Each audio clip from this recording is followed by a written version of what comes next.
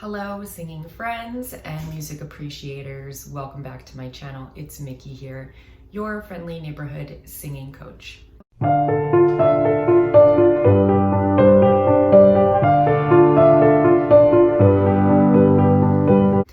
hope you're doing well. It is Monday as I'm recording this, and Monday's always a little bit of a blur for me. So I'm a little bit tired right now, but it's all good. I wanted to plug two things before I get started today. One is my brand new beginner VIP singing course and piano course. It is a wonderful new course that I've designed in collaboration with Tonara, and you get access to a library of content as well as one-on-one feedback from me. There are webinars every month with me, and you also get access to a community of other learners. So it's really fun, and I encourage you to sign up if you are interested in getting started on your singing or piano journey.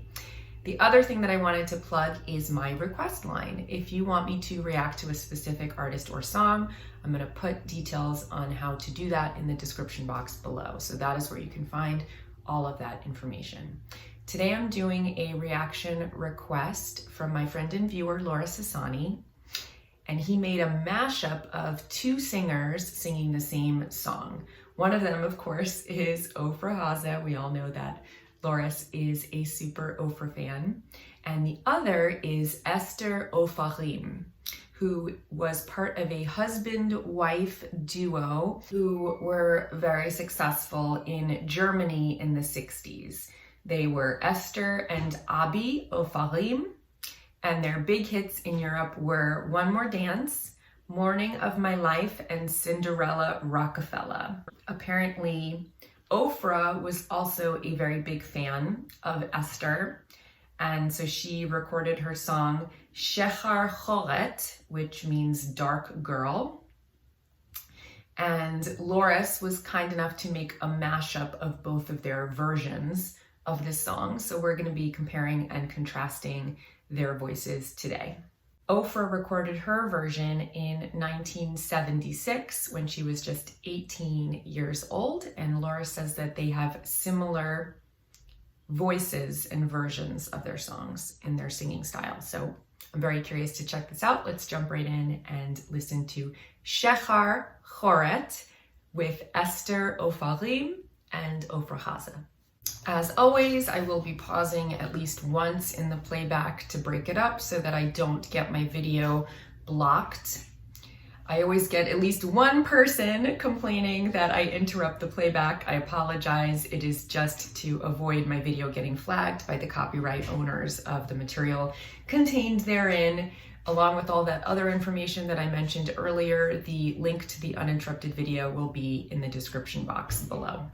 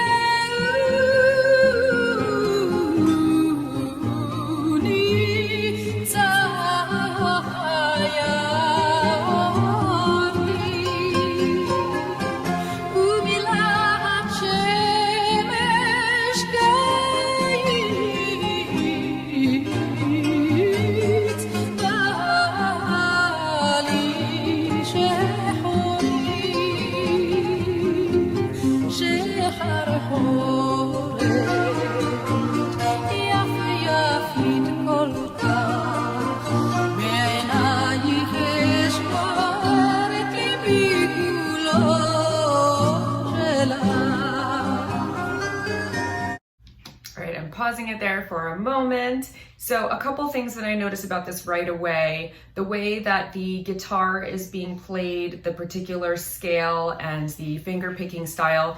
This sounds like it could be like from the Middle Ages, right? The background music. And then the way that she's singing is very choral. So what I mean by that is it sounds almost classical. She's using a really, really nice vibrato, and her vowels are very tall and open. And it just doesn't sound like a pop song, you know, like it's very pure and very pretty and almost classical in her delivery. So you get that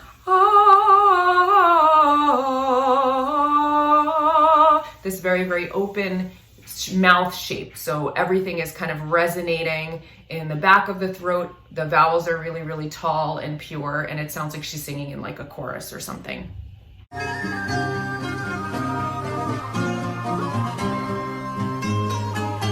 Shecharchoret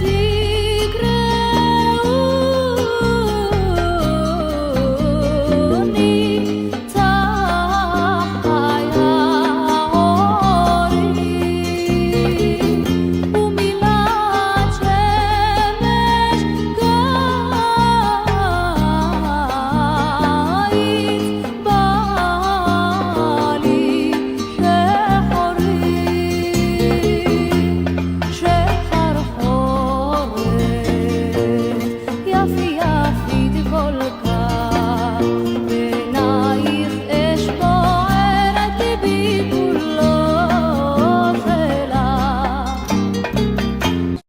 Okay, so that was the Ofra version, and you know, I do think that there are subtle differences. They do sound very similar, especially in the production and the instrumentation. Those sound pretty fungible, you know, like you could really just take the accompaniment and swap them out and you wouldn't really notice that much of a difference. There is a similar treatment on the reverb of the voice, but one thing that I notice about Ofra's delivery is it's a little bit rounder and richer and resonant. There's a little bit more low end in her tone, so it sounds a little bit more intense, and there's more of like an alto flavor to the way that she's singing it. You know, she's using more of a low placed resonance, and it has a little bit less of that purely choral feeling. There, you can already kind of sense her crossover potential and the way that she would be much more suited to singing in a pop affectation, because there is more of that richness and that roundness, and her sound is a little bit more forward placed, so it gets a little bit more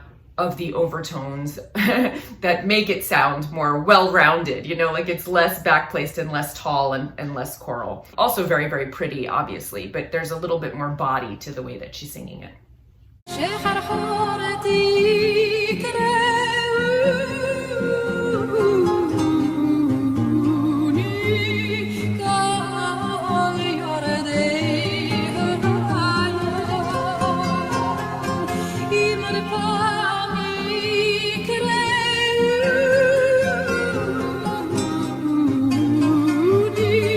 שוב אלך איתם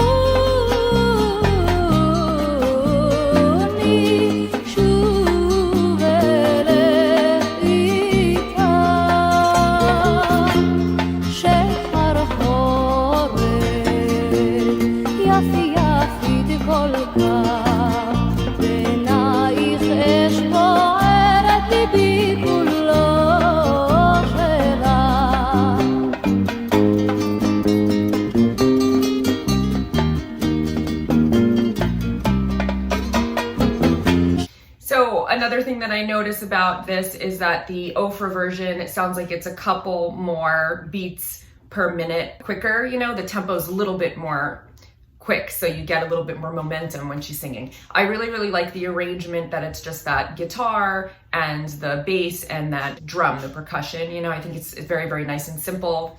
And you know, when you listen to the way that they're singing the melody, there are those ornaments, the passing tones, the neighboring notes. So if you were to just strip everything away and take the very simple basic melody, it would be like da da da da da da da da da da. something like that, right? And they're putting in a lot of these little turns and trills and things. So you get like da da da da da da da da da da da da da, where you're dancing around the note and getting these turns and things. And so it's interesting to hear the way that Ofra at the age of 18 was listening to Esther and being influenced by her style and maybe picking some of those styles of ornamentations and silulim, and then maybe calling upon that later to influence her own style of singing. You know, you can hear a lot of similarities in the way that Ofra would go on to ornament her melodies, and perhaps this early influence really had an impact on the way that she would go on to sing her melodies in her later songs.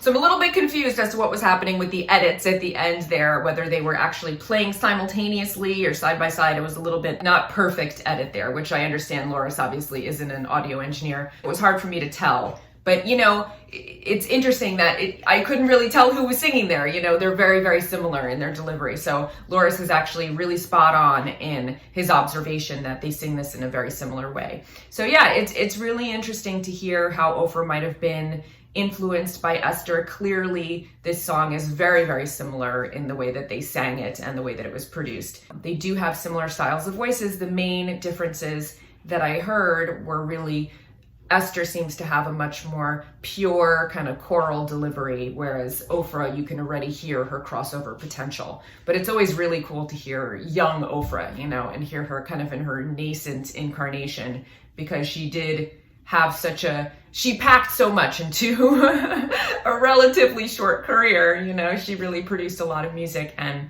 you could hear her voice transform as she went along. But her voice actually sounds quite mature here, even though she is only 18.